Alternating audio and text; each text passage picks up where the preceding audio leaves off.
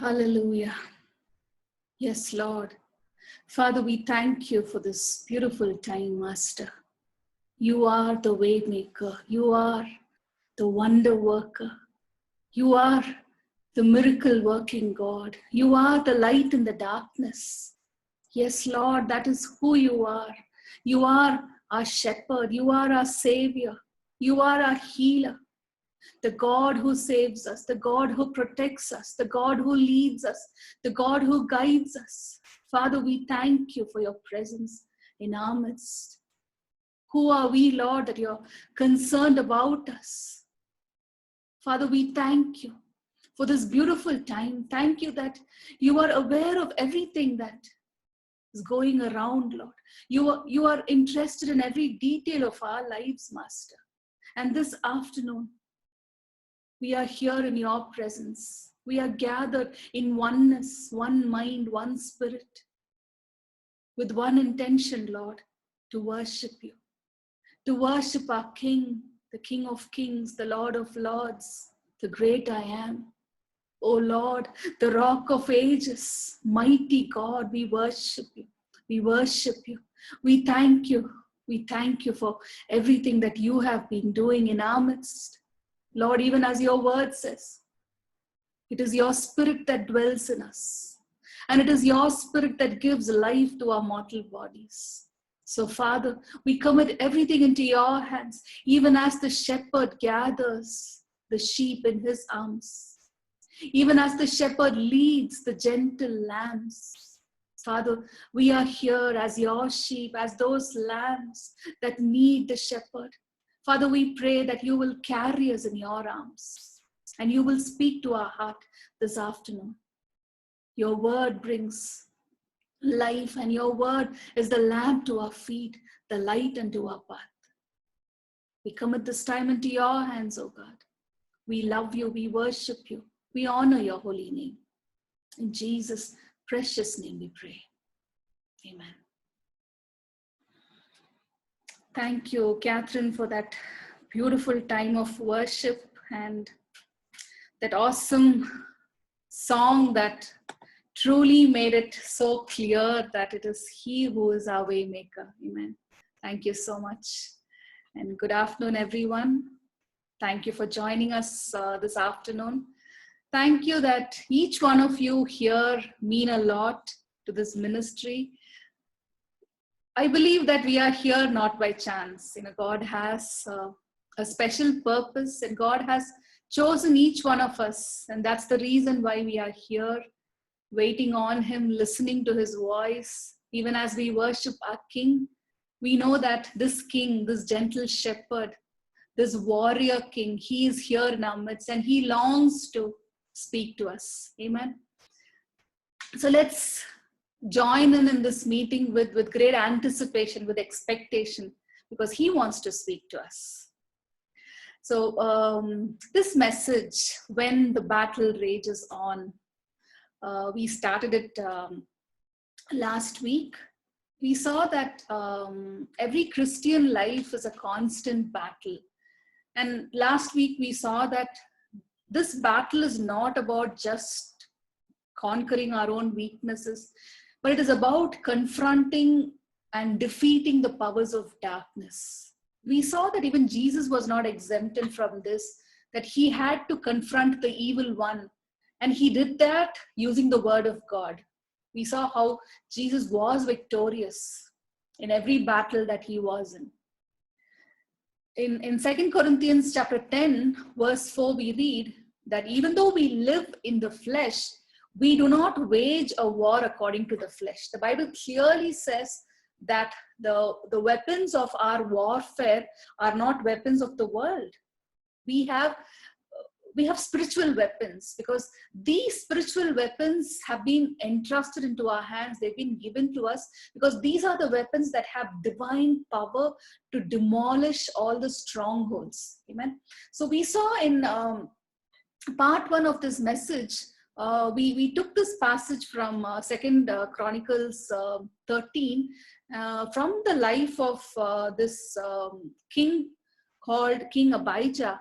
we saw what it means to be in a battlefield. All of us know what it means to be in a battle, to be surrounded by troubles. And here we saw how the king was surrounded by the enemy on all sides. Each one of us here, we know what it means to feel weak, to feel vulnerable, to feel outnumbered by the enemy. And we saw last week that's exactly how King Abijah felt in 2 Chronicles 13. And the story that we read was drawn from the 18th year of his reign. Even though King Abijah was not a very righteous king, we saw that the author of the book of Chronicles brings out with great clarity that Abijah's reliance upon the great God, the Most High God, brought him victory even in the most difficult circumstances. So as we saw last week, Abijah is the grandson of Solomon, the great grandson of David, and the United Kingdom was divided into the southern kingdom of Judah and the northern kingdom of Israel. The southern kingdom was ruled by King Abijah.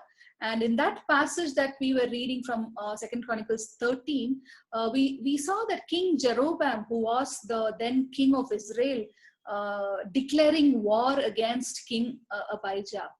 And in that battle, we saw that there were two odds that stood against Abijah, King Abijah and his men. The first thing we saw was that they were outnumbered by the enemy. They had a small number. They were like exactly almost half the number of the army that stood against them. So they were outnumbered by the enemy. The second odd that stood against King Abijah and his men was that the battle was raging not only in the front, but there was an ambush behind. We saw last week how even though King Abijah feels intimidated, he clearly understands the way God operates.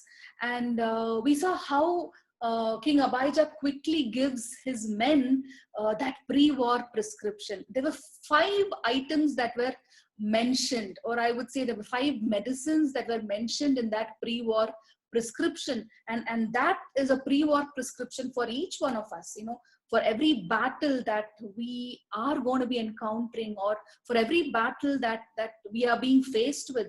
This is the pre-war prescription. This is something that we need to make sure that it is right there in our hands, in our lives, so that we will be victorious. So this pre-war prescription is not for us to just fight the battle. It is for us to win the battle.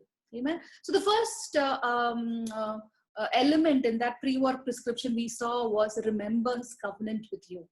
The second thing that we saw there was throw away your golden calves. Third, remember the Lord is your God. Remember who your Lord is. We saw that. Catherine mentioned that when we were in worship. The fourth element on the pre-war prescription is obey God's commands. Obey his word. Fifthly, remember that you are not alone in this battle. The God of the angel armies, he is there with you, fighting for you in this battle. So we saw that this pre-war prescription was in place, and Abijah and his men were not only ready for the battle, but they were ready for victory.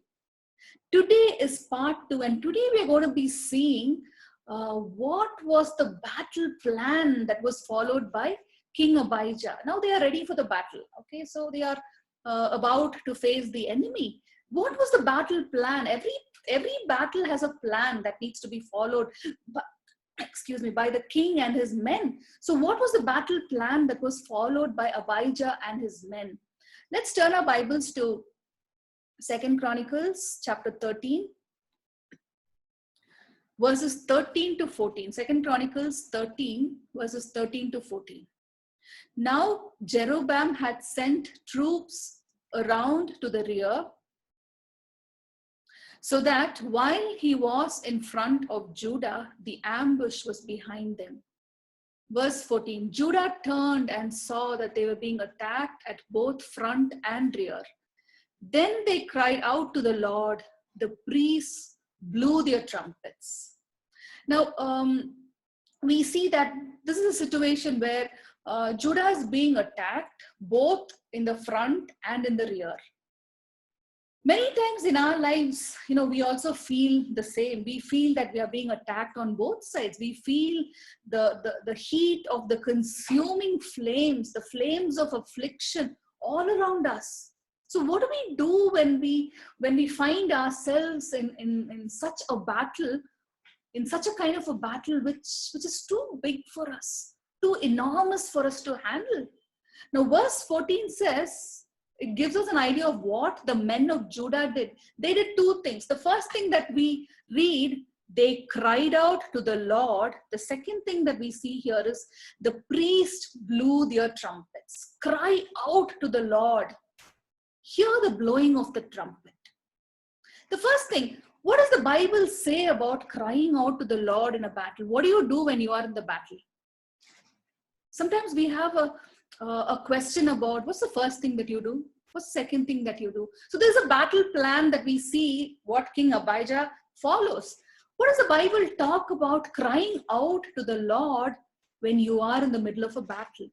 Now, even as we read through scriptures right from the book of Exodus, we know that the people of Israel, people of God, were always in battle. In Exodus 14 verse 10, we read this: as Pharaoh drew near, the sons of Israel looked, and behold, the Egyptians were marching after them, and they became very frightened. So the sons of Israel cried out to the Lord. So we see a situation here. The Israelites, they see the Egyptian army marching after them. They are being hemmed with the Red Sea in the front and the Egyptian army right behind them. And many times we find ourselves in the same situation. There is a Red Sea that we are confronting with in front. And there's a huge army. There's an enemy after us, after our lives, after our health, after our family, after our joy, our hope. The enemy is after us. What do? We see the sons of Israel cried out to the Lord. 1 Chronicles 5:20.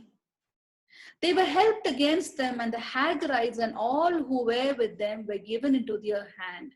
For they cried out to God in battle, and he answered their prayers because they trusted in him. So we see here God's men, God's people being oppressed by the enemy. So what do? The word of God clearly says that they cried out to God in the battle, and he answered their prayers because they trusted in him. So when you trust in God, you have every liberty to cry out to God, because he is your Father. He is our God, and he's our God who wants to hear us. The Bible clearly says that he answered their prayers. Moving on, 2 Chronicles chapter 14. I believe even as we read the entirety of Chronicles 1 and 2, we get a lot of lesson plans concerning battles. Yes, how men and women of God, kings of who were ruling Israel and Judah in those days, how did they win the battles that they were put in? So 2 Chronicles 14:11, we see this man of God, Asa. He was the king, and he calls out to God. He cries out to God in the midst of the battle when the enemy is oppressing him. And this is what he says: Lord, there is no one besides you who can help us in this battle. Between the powerful and those who have no strength. He looks at himself, he looks at him and his men, and he says, Lord, we are powerless, Lord. We have no strength. And Lord, there is no one besides you who can help us. So help us, Lord, for we trust in you. We trust in your name. Oh Lord, you are our God. Let not man prevail against you. This could be your prayer and my prayer as well. When we are in the middle of a battle, Lord, there is no one besides you who can help me. There is nothing wrong to cry out to God in our helplessness. We don't have to act strong. We can be vulnerable. We can say, Lord, I don't have strength to face this. So help me, Lord. Just like the way Asa cried out, Lord, help me. I trust in you. I trust in your name. In your name, I'm coming against this enemy. You are my God. The Bible gives us that confirmation that when people cried out to God, God heard their cry and he gave them victory. Psalm 36 verse 4. This poor man cried and the Lord heard him and saved him out of all his troubles. When was the last time that you actually cried out to the Lord? Just because you are in the battle doesn't mean that we are always strong. There are moments when we are weak, we feel crippled. There are times when we feel so vulnerable. And even as the Bible says, when we cry out to the Lord will hear us. Amen. Isaiah 58 verse 1. This is what the prophet declares. Cry aloud. Do not hold back. And I believe the Spirit of the Lord is speaking to each one of us today. You cry aloud. Cry to your God. You don't have to cry to anybody. Cry to the Lord. Do not hold back. Lift up your voice like a trumpet. The truth is that there is something that happens in the spiritual realm when we cry out to God. There is some change that happens.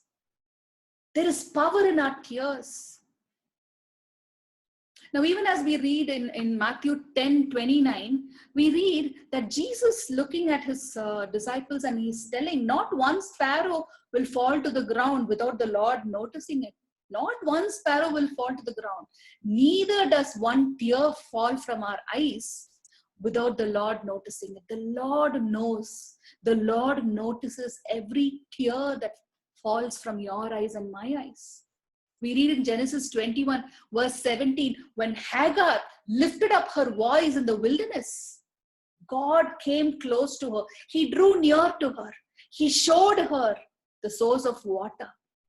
In 1 Samuel chapter 1 verse 10, we read that Hannah cried out bitterly. She was weeping outside in the temple of the Lord.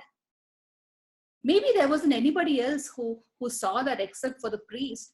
But God noticed, God saw her tears. He not only saw her tears, he remembered.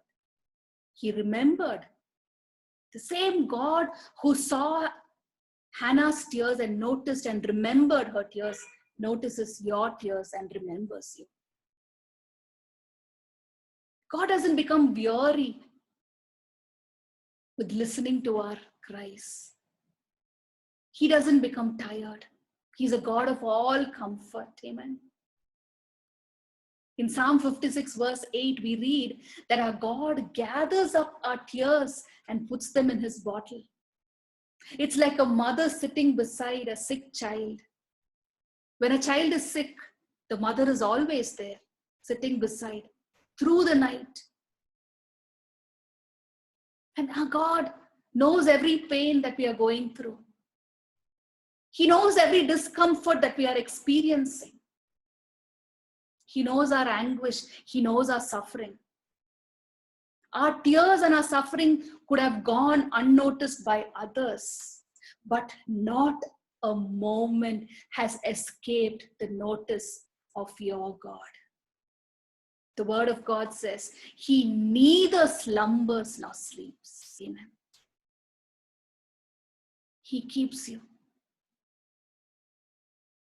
And as he told King Hezekiah in 2 Kings chapter 20, he says, I have heard your prayers. I have seen your tears.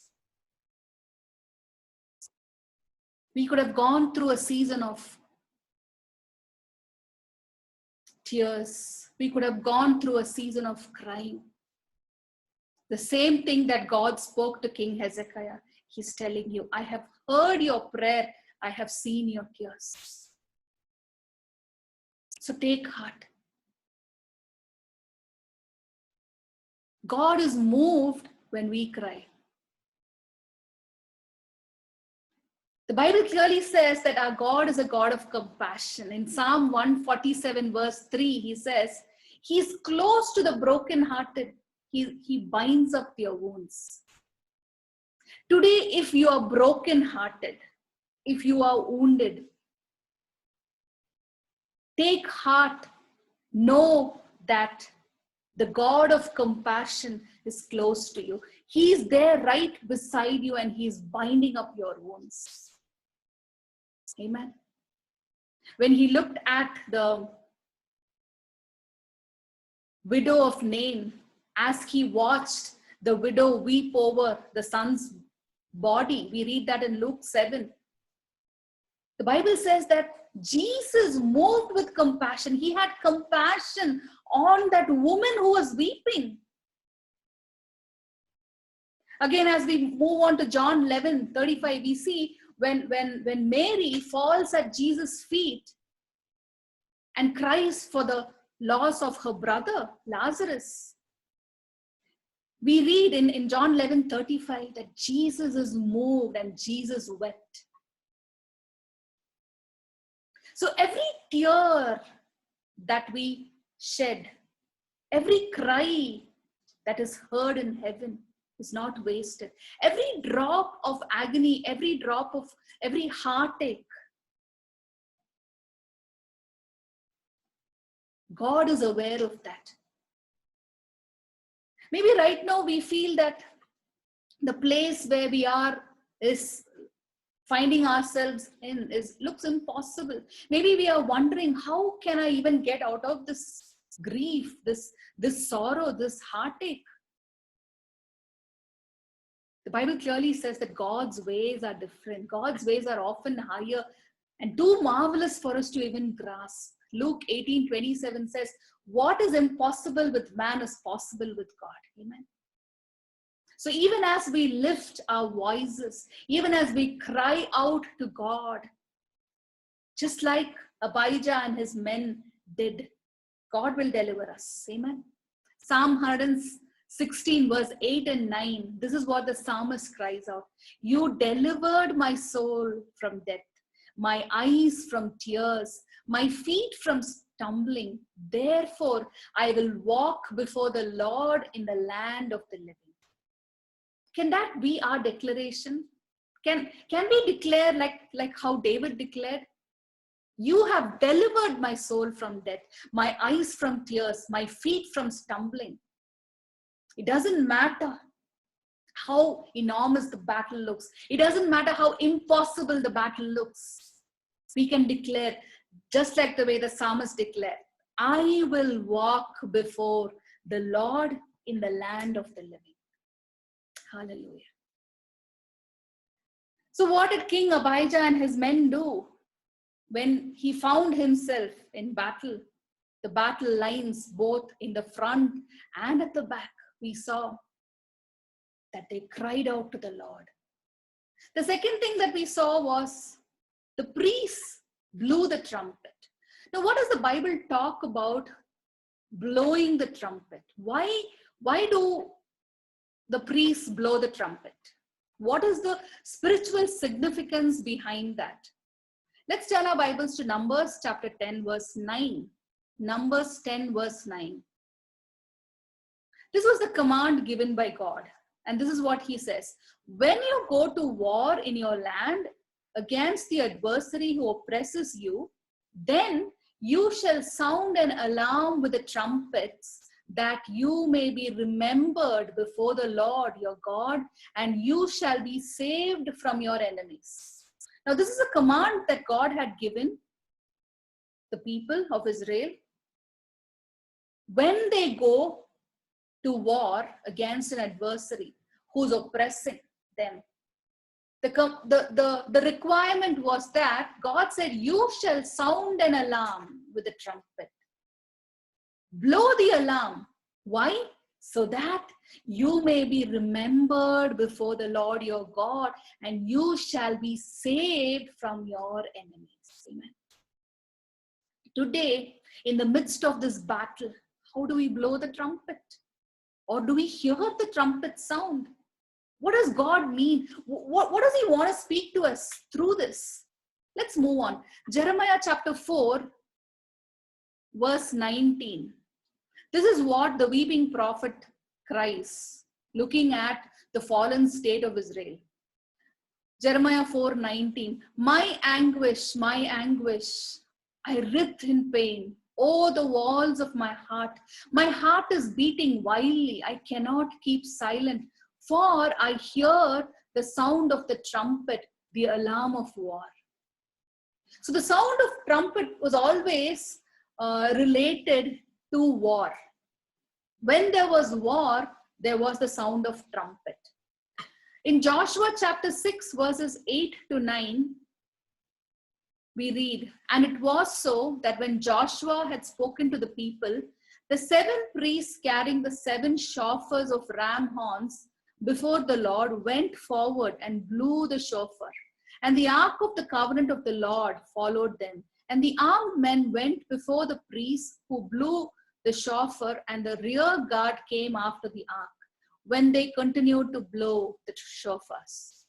Okay, now here we see that even as we read all these verses, the Bible is like an instruction manual for us. Yes, it's like an instruction manual giving us what the definite instructions of what you and I need to be doing when we are in the midst of a battle with a seemingly strong enemy. He might appear strong, even though he is not, but this battle is against a seemingly strong enemy and sometimes invisible enemy also. So what do we do? The Bible keeps repeating this: sound the trumpet, blow the shofar. Okay, so what exactly does God mean by blowing off the shofar, blowing off the trumpet? We see an explanation of that in Joel chapter 2, verses 15 to 17. Let's turn our Bibles to Joel 2, 15 to 17. Blow the trumpet in Zion, declare a holy fast, call a sacred assembly, gather the people, consecrate the assembly, bring together the elders, gather the children, those nursing at the breast. Let the bridegroom leave his room and the bride her chamber. Let the priest who minister before the Lord weep between the portico and the altar. Let them say, spare your people, Lord. Do not make your inheritance an object of scorn, a byword among the nations. So now we see in Bible times, in times of great need, when God's people were in great need, the Lord gave these instructions, even through Prophet Joel, what we read just now. He says, blow the trumpet in Zion, consecrate a fast, call together a sacred assembly, bring together the elders, gather the children, all the inhabitants of the land. And what does he say? Cry to the Lord in prayer.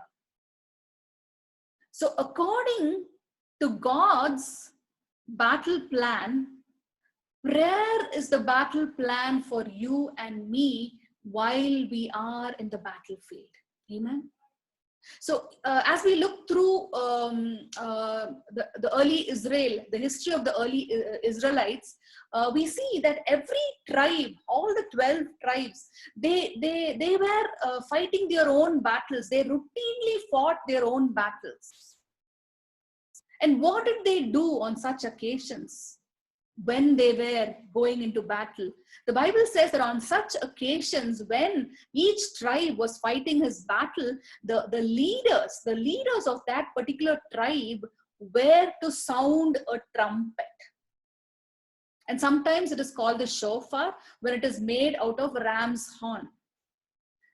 So this sounding of the trumpet was an indication of calling God's people to assemble for the purposes of prayer, fasting, for the purposes of asking God for repentance, appealing to God for mercy.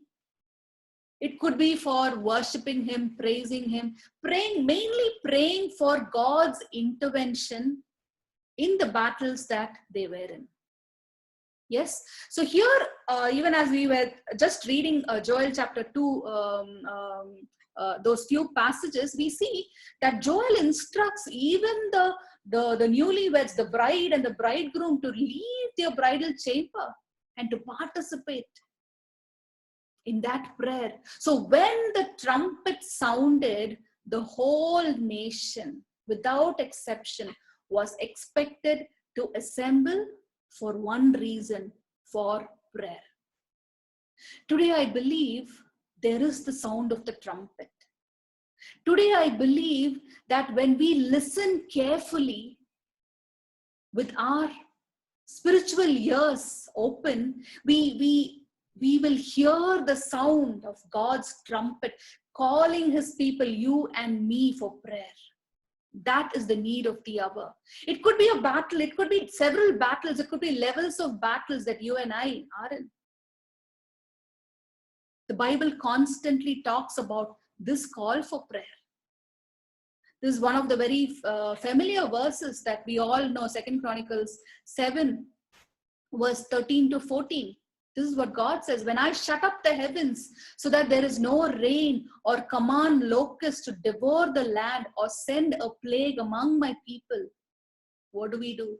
He says, if my people who are called by my name will humble themselves, pray and seek my face, and turn from their wicked ways, then I will hear from heaven, I will forgive their sin, and I will heal their land. So the Old Testament records the many different times when God's people humbled themselves, when God's people prayed, seeking God's face, turning away from their wicked ways. We see on all those instances, God heard them and answered them. That is the need of the hour today. Even as King Jehoshaphat is faced with those huge armies, the Moabites and the Ammonites, they come to make war against King Jehoshaphat. We see in 2 Chronicles 20, verse 3 and 4, Jehoshaphat resolved to inquire of the Lord, and he proclaimed a fast for all Judah. The people of Judah came together to seek help from the Lord. So what did the Lord do? Few verses later, the Lord responded by giving the people a strategy to defeat their enemies. Even as we read the entirety of 2 Chronicles 20, this is the word that is given to King Jehoshaphat: do not be afraid or be discouraged because of this vast army, for the battle is not yours, but God's. Tomorrow march down against them. You will not have to fight this battle. Take up your positions, stand firm, and see the deliverance the Lord will give you. So there was a strategy that God gave when the people cried out to him in prayer. Today, as we face our different battles, when we lift our voices in prayer, God will give us battle strategies. The same strategy that worked last time may not work this time. We need to go to God. We need to go to him in the midst of our battles and ask the Lord for those divine strategies. Because if God could give a battle strategy for Jehoshaphat, for Asa, for Abijah, I believe God will give us battle strategies as well. He will tell us what we need to do, how we need to position ourselves, so that we will see great victories, so that we will see the deliverances that God has for us. Amen. Moving on into the New Testament, we see from the time of Jesus, even before Jesus left his disciples on earth, he talks to the entire group of his disciples, and he says, he asks them to gather in Jerusalem. We read that in Luke 24:49. Gather together, be there in prayer, in one mind, in oneness, until you have been clothed with power from on high. There were some instructions There were some strategies that were given by Jesus. And as we continue reading scriptures, we know that the disciples followed the instructions that Jesus gave. They met together in that upper room. And Acts 1:14, we read, they were constantly coming together for prayer. They were united together in prayer.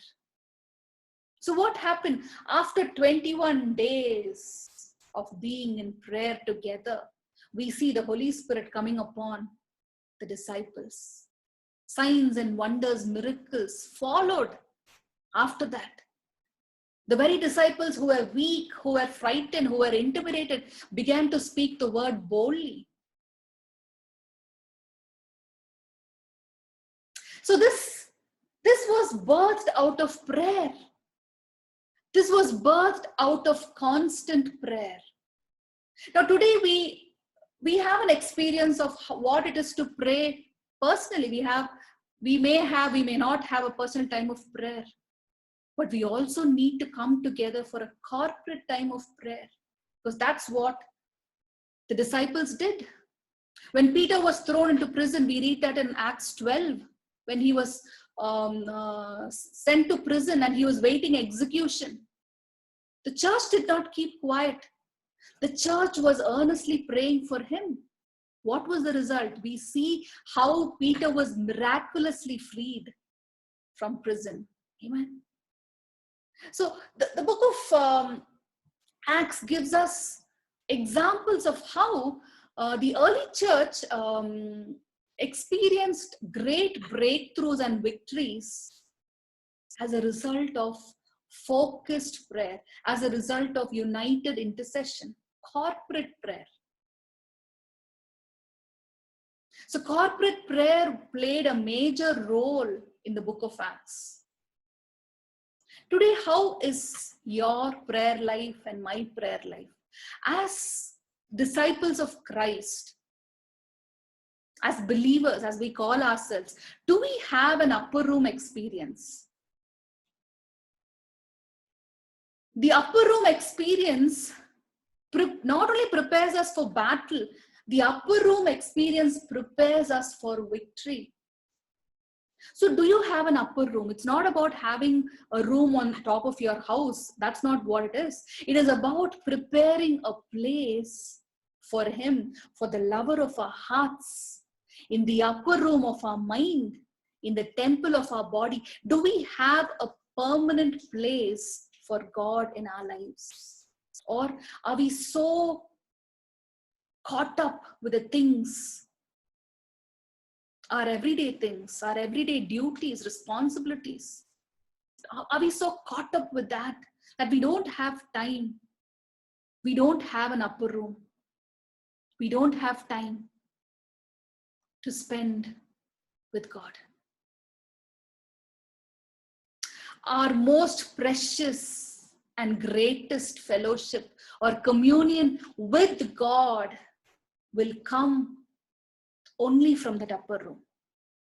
Because the upper room, that personal time that we have with Him, that prepares us for all of our battles. I would say that prepares us for every victory that we are going to be receiving. So in short, the upper room represents a place of prayer, a time of prayer, a secret and a quiet time, and a place that we set aside for our God. It's a place of personal communion with God, where we invite Him to come, to stay with us, to be there with us. It's a time and a place that is set apart, away from the busyness of our life. A time where it is not only a one-way communication, but a time where we intently listen to Him as well. That's what the upper room represents. The upper room represents a time and a place where loving Him becomes our priority, hearing from Him becomes our main focus, and serving Him becomes our main desire. Amen. Loving him becomes our main priority. Do we have an upper room? Do we have an upper room in our own lives, in our own families? And if we don't have one, it's time to build one. It's time that we begin to prepare a time and a place for a personal, intimate prayer life. A personal, intimate time where we commune with God on an everyday basis. We know Psalm 91. Psalm 91 verse 1 says, "He that dwells in the secret place of the Most High shall abide under the shadow of the Almighty." Do we have an experience of dwelling in that secret place, in the secret place of the Most High? Amen. That's the need of the hour. When the battle rages, the battle plan is prayer. Now, prayer is a spiritual weapon. Prayer is the greatest weapon that we have, that we can use in every spiritual warfare.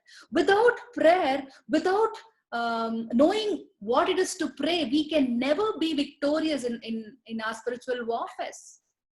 So the role of prayer is very important. It is indispensable. If we look at the life of Jesus, we already saw that the success in his ministry was always linked to his prayer life. He had a personal prayer life. There were times that he spent the whole night in prayer. We read that in the Gospels. In 1 Thessalonians chapter 5, verse 17, Paul commands believers to pray without ceasing. That's foundational. That is foundational for every believer who wants to be victorious.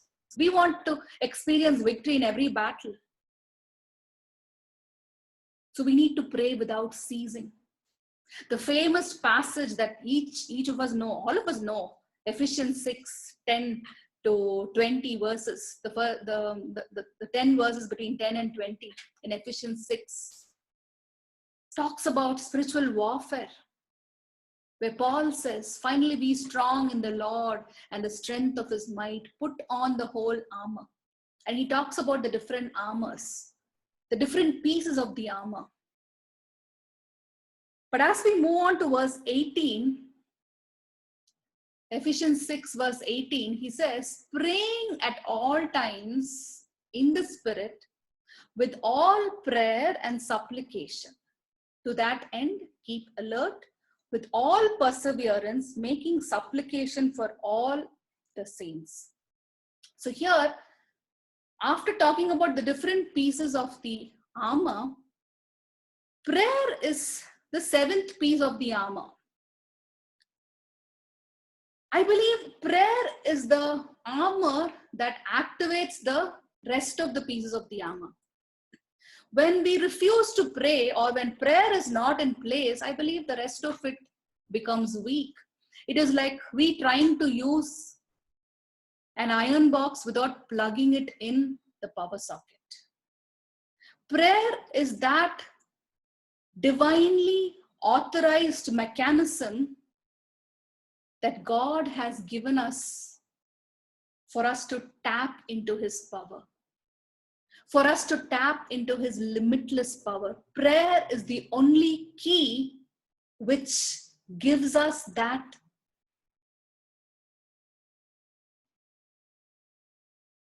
mechanism, that divine mechanism to tap into that power of God.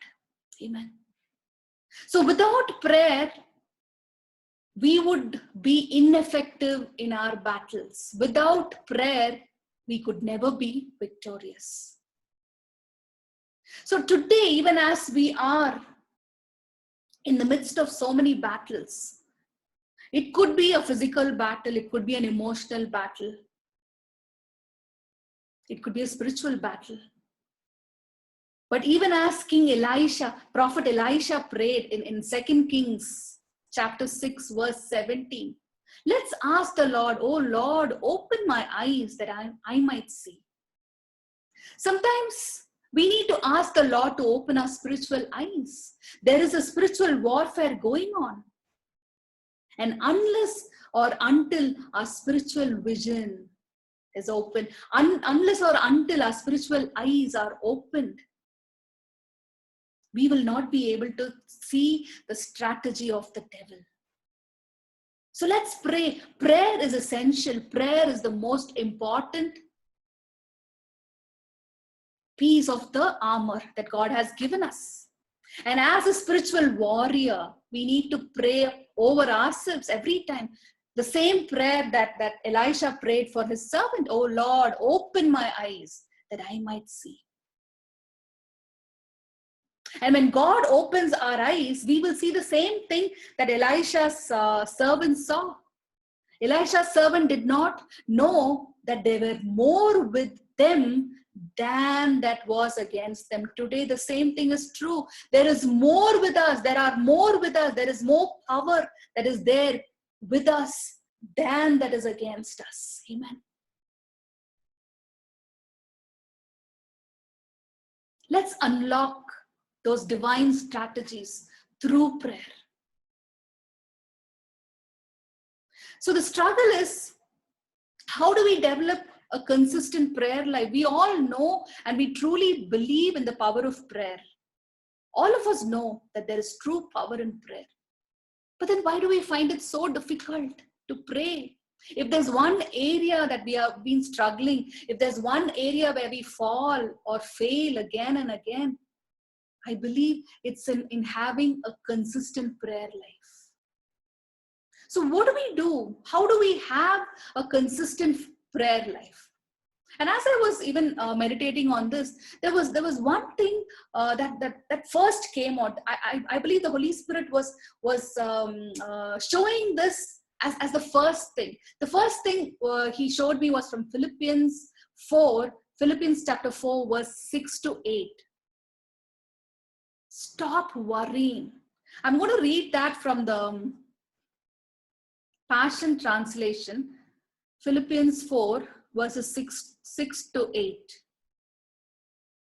Don't be pulled in different directions or worried about a thing. Be saturated in prayer throughout each day, offering your faith-filled requests before God with overflowing gratitude. Tell him every detail of your life. Then God's wonderful peace that transcends human understanding will guard your heart and your mind through Jesus Christ. Verse 8. Keep your thoughts continually fixed on all that is authentic, real, honorable, and admirable, beautiful and respectful, pure and holy, merciful and kind, and fasten your thoughts on every glorious work of God, praising him always. So the first thing that God tells us, if we want to have a consistent prayer life, a consistent prayer life which is pleasing to God. The first thing I believe God is saying, stop worrying, because worry is the opposite of faith. When we worry about something, we cannot pray.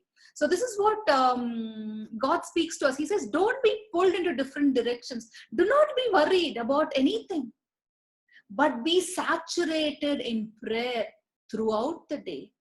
He talks, we see Apostle Paul telling the Philippians, tell God every detail of your life. God is interested in knowing every detail of our life. It's not a vain thing to keep telling God our needs. So prayer can be filled with little things, telling God our every detail, telling God our every pain that we experience throughout the day. Because he says, be saturated in prayer. May there be a constant communication that is going on between you and God. Tell God everything. Tell him everything that you need. And verse 7, he says, then God's wonderful peace, which transcends all human understanding, will guard your heart. The next thing he's saying, keep your thoughts continually fixed on anything that is authentic, real, honorable, admirable, beautiful, respectful, pure and holy, merciful and kind. Keep your thoughts continually fixed on those things that brings joy. Remove the negatives. Fix your eyes, fix your mind on that which is authentic, on that which is honorable, on that which is admirable, beautiful, pure and holy, merciful and kind. In short, keep your thoughts continually fixed on Jesus. Amen. And fasten your thoughts on every glorious work of God, praising Him always. The power of praise in the midst of our battle, that is very powerful. Amen. So the first thing to keep our prayer life intact, to have a consistent prayer life, stop worrying. Second thing, read the Word of God. We know that Joshua in Joshua chapter 1 verse 8, this is what God speaks to Joshua. This book of the law shall not depart from your mouth, but you shall meditate on it day and night, so that you may be careful to do according to all that is written in it. For then you will make your way prosperous, and then you will have good success. Do we want to have good success? Do we want to have our ways prosperous? Do we want to experience victories in our battles? Then we need to do what God told Joshua. Do not let the book of the law, do not let the word of God depart from your mouth. Meditate on it day and night. So this keeps us in tune with the plans and the purposes of God, because the Bible clearly says that all scriptures breathed by God. It is the very breath of God. Every time we read the Bible, we actually intake God's breath. And God's word is always living. It's not something that was active years back. The word of God clearly says, we read that in Hebrews 4:12, the word of God is living and active. It is sharper than any two-edged sword. So we go to the battle not carrying any physical armory. We go to the battle carrying the word of God, because the word of God is active. The word of God is living. The word of God is sharper than any sword. Amen. Amen. No enemy can stand before us. The third thing for us to have a consistent prayer life is to listen to God. Now, prayer is not always a one-way communication. We saw that sometime before. When we speak, God listens to us. And when He speaks to us, we need to listen to God. So prayer is a two-way communication. In Psalm 46 verse 12, we read the psalmist telling us, be still and know that I am God. Be still. We need to know what it is to be still and let the Lord speak to us. In Jeremiah 33 verse 3, He says, call unto me and I will answer you, and I will show you great and mighty things. So we need to know, we need to listen to know what this, because God is answering us. God wants to show us those great and mighty things. We need to listen to Him. Fourth, make prayer your priority. In Matthew 21 verse 13, Jesus says, it is written, my house shall be called a house of prayer. Today, is prayer a priority? Is prayer and God the center of our family, the center of our lives? Is He our number one priority? Or do we make prayer as, okay, if I have time, I pray. My life is very busy all the time. It's very difficult for me to spend time in prayer. This house, we are His house. This house is called a house of prayer. So until we make prayer a priority, we will never have a consistent prayer life. Amen. Fifth and the final thing, I mean, there are many more things, but these are the 5 important things which I felt would help us have a consistent prayer life. First is to stop worrying. Second is reading the word of God. Third is listening to God while we pray. Fourth is making prayer a priority, making time and space for that. Finally, I said, journal your prayer. Now, it's always good that we have some form of journal. I used to be doing that. I mean, I still do that. For the last almost 20 years, I have journals where I note down, I write down everything that God speaks to me while I am in prayer or when I'm reading His Word. If there's something I need to be praying about on an everyday basis, I have a prayer journal. I write the names of people, those things that God lays in my heart, and I keep it there.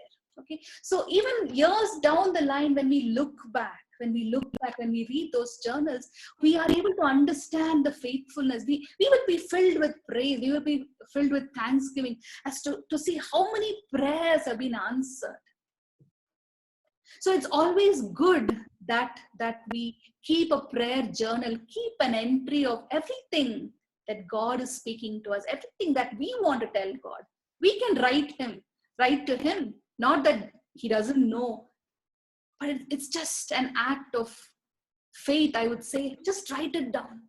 Anything, every thought that God lays in your heart, write it down.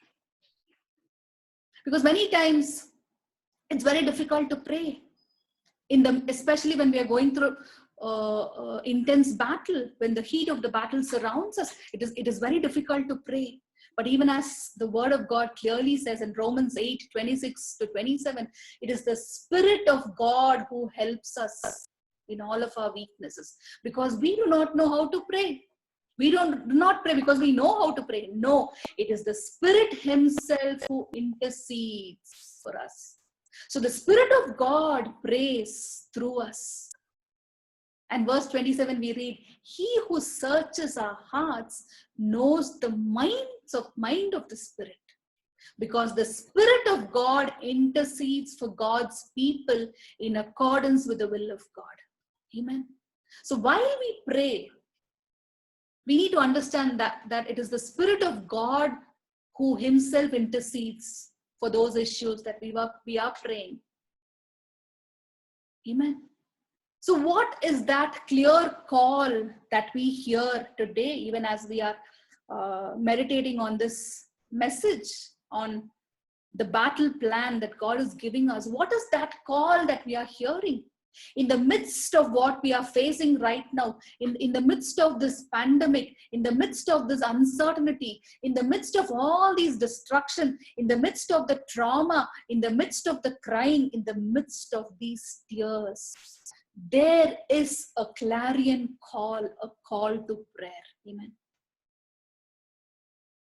It is important for us to realize that specific purpose for which God is calling us. Amen. So these are times of seeking the heart of God. Now, we don't seek God. We don't come to Him in prayer. We don't do that only in times of crisis, not because we are in a difficulty, not because we are in a crisis. The call is to seek God, to know His purposes. What does God expect from us? Because throughout the history of the church, from the beginning of Israel, even till the time that we're going to be reading in the book of Revelation, there has been the call of God, or the desire of God, to gather His people to prayer, to always gather. God always wants to gather His people for one purpose, for His people to pray to Him, for His people to seek His face. And I believe this message is a reminder of that, because there is tremendous power that is released when we come together. There is tremendous power of God that is released in us and through us when we call on His name. In Nehemiah 4:20, this is what Nehemiah says: whenever you hear the sound of the trumpet, join us there. Our God will fight for us. Nehemiah 4:20. So whenever you hear the sound of the trumpet, he said, join us there. Today, do you hear the sound of the trumpet? Yes, our God will fight for us. But the question is, do you hear the trumpet call? Do you hear the sound of the trumpet calling you and me to prayer?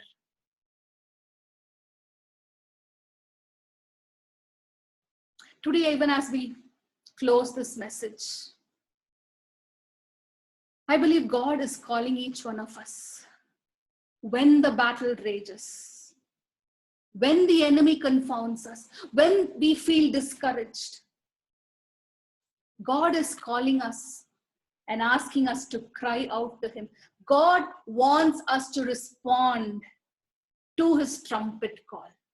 Because in 2 Chronicles chapter 20, verse 15, he says, do not be afraid, do not be discouraged because of this vast army.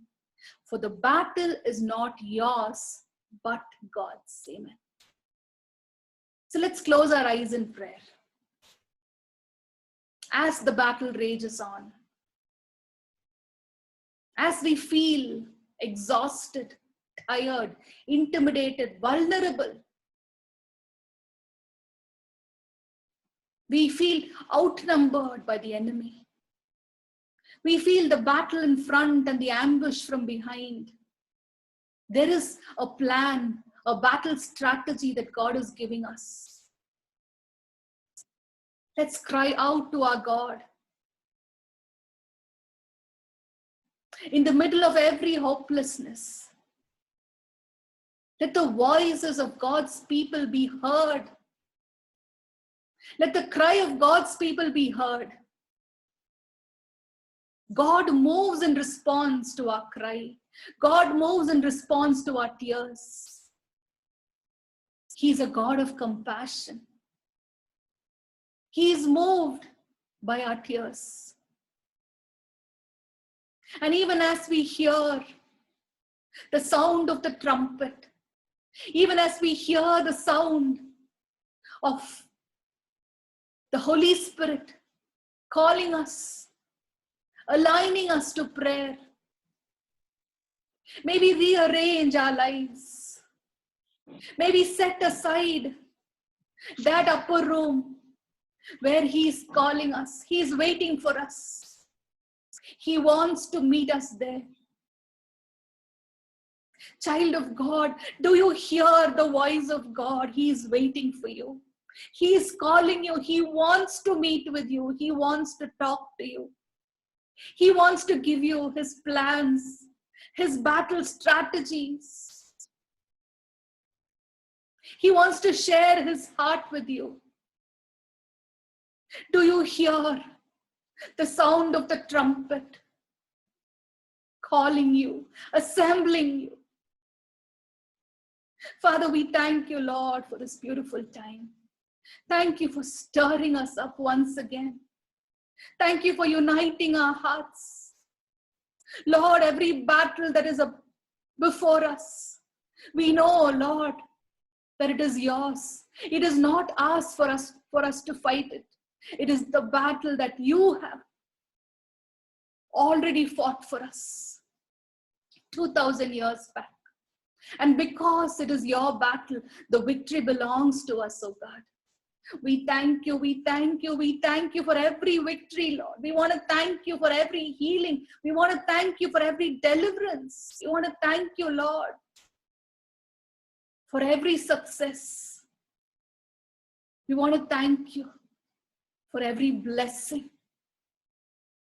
Master God, we pray, oh Lord, that even as we hear this clarion call to prayer, may we respond, may we unite our hearts to see your kingdom come, to see your will be done here on earth as it is in heaven. So Lord, have your way in our midst. Have your way, oh Lord. It doesn't matter how fierce the battle rages before us. We know, oh Lord, that you are going before us. You are the God who's fighting every battle of us. And we want to thank you for the victory. We want to thank you, Father. We commit each one of us gathered here, every family that is being represented here. We want to commit us into your hands. We pray that you will continue to cover us, O Lord, with your presence. The God who neither slumbers nor rests. We thank you. We thank you for your presence in our midst. We love you. We worship you. We honor your holy name. In Jesus' precious name we pray. Amen. Amen.